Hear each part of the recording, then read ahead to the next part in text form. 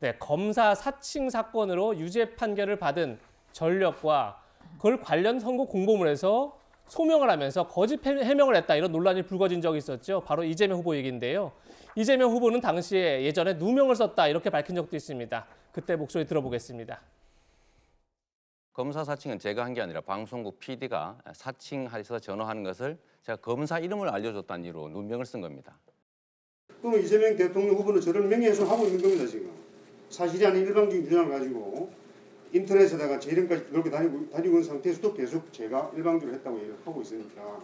그래서 저는 최소한의 제 인격권에 대한 보호 차원에서 기자회견을 하게 된 계기입니다. 그럼 진실은 뭐냐? 이 판결문 1심, 2심 대법원에 나오는 이 내용들이 진실입니다. 네, 사건 내용을 한 번만 더 정리해 보겠습니다.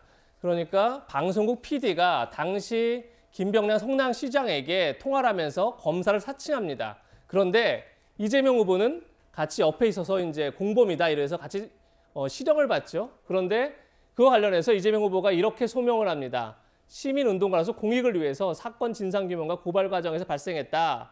이렇게 소명을 했습니다. 그런데 국민의힘에서는 이재명 후보가 억울하다고 얘기하지만 그것은 방조가 아니라 사실상 공모다. 그것이 법원 판결에 나와 있다. 이러면서 이제 고발을 했죠. 다음 장 한번 볼까요? 당시에 어떤 일이 있었나 판결문에 나온 내용은 이렇습니다.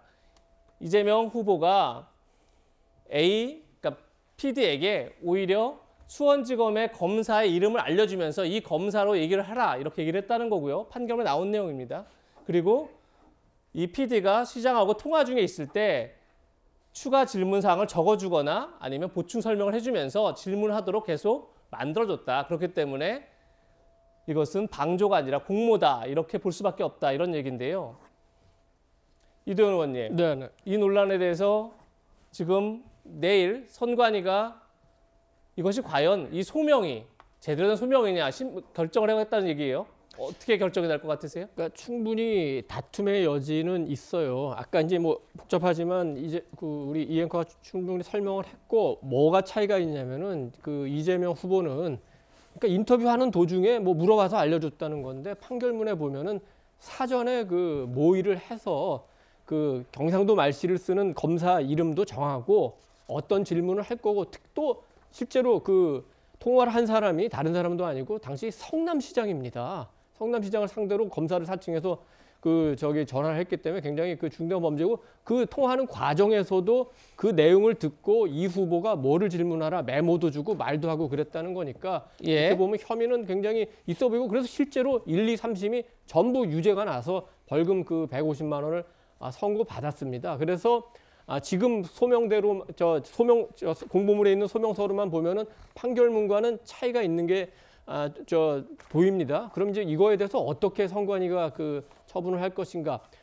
근데 선관위가 재밌는 것이 일단 9명의 이제 선관위원인데 지금은 7분이 남아 있는데 7분이 전부 정부와 여당 측에 의해서 임명된 분이에요. 딱 한 분이 국회에서 여야 공동 몫으로 된 분이고 특히 지금 선관위원장께서 우리 이재명 후보의 선거법 위반 대법원 판결을 할 때 주심 판사였어요. 거기서 이재명 후보에게 유리한 판결을 했던 분이기 때문에 그러면 또 그게 내일 결정과 또 어떤 영향이 있을까 이런 여러 가지 조금은 못 믿어온 상황에서 내일 결정을 기다려야 되는 상황이다 이렇게 얘기할 수 있습니다.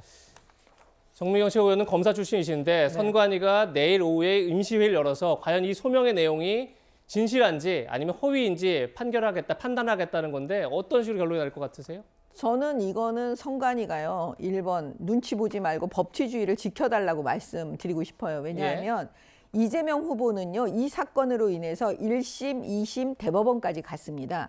그럼 본인 주장을 계속했을 거예요. 그럼에도 불구하고 모든 수사를 통해서 재판을 통해서 대법원이 확정한 거에 의하면 적극적으로 사칭에 가담했다는 겁니다.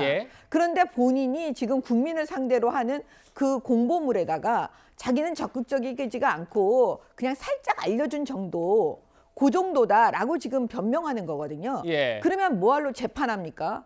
뭐하러 대법원까지 가서 그걸 확정시키고 그래요. 이 정도 되면 본인이 아무리 억울하다고 해도 공보물에 대한 그 대법원 확정 판결 내용과 다른 내용을 쓰면 안 되는 거예요. 예. 그래서 내일 선관위는 법대로 해라, 법대로. 우리는 다른 거 원하지 않습니다. 법대로 해라. 그러니까 법원 판결문하고 대법원 확정 판결문하고 틀리니까 예. 그 내용에 대해서 지적해달라 이렇게 말씀드리는 거예요. 알겠습니다. 이승훈 부의장님, 지금 정미경 최고위원은 법대로 한다면 허위로 판결을 하는 게 정상적이다 판단하는 게 이런 얘기인데 동의하십니까? 저는 좀 이해를 잘 못하신 것 같은 생각이 들어요. 예. 뭐냐면 이재명 후보가 무죄를 주장하는 게 아니에요. 자, 이건 상관위에서 소명하라고 하는 거거든요. 예. 너가 유죄 판결을 받았지만 억울한 부분이 있으면 소명하라고 한 것이고 이재명 후보는 시민운동가로서 활동을 하다가 전 성남시장의 어떤 파크부 분양 특혜 비리 의혹에 대해서 이걸 진상 규명하고자 한 거예요. 그래서 PD가 전화를 할 때 검사 이름을 알려주고 거기에 대해서 비리 의혹에 대해서 질문할 부분을 알려준 거예요. 그래서 공모로서 처벌된 겁니다. 근데 이게 시민운동가로서 어떤 비리에 대한 진상 규명을 밝히기 위한 것이었다. 이런 소명을 한 거니까 뭐 이건 예. 뭐 허위로 볼 수는 없다고 생각됩니다. 예. 내일 아마 선관위가 판단할 것 같은데 어떤 내용으로 결정을 할지 한번 지켜보겠습니다.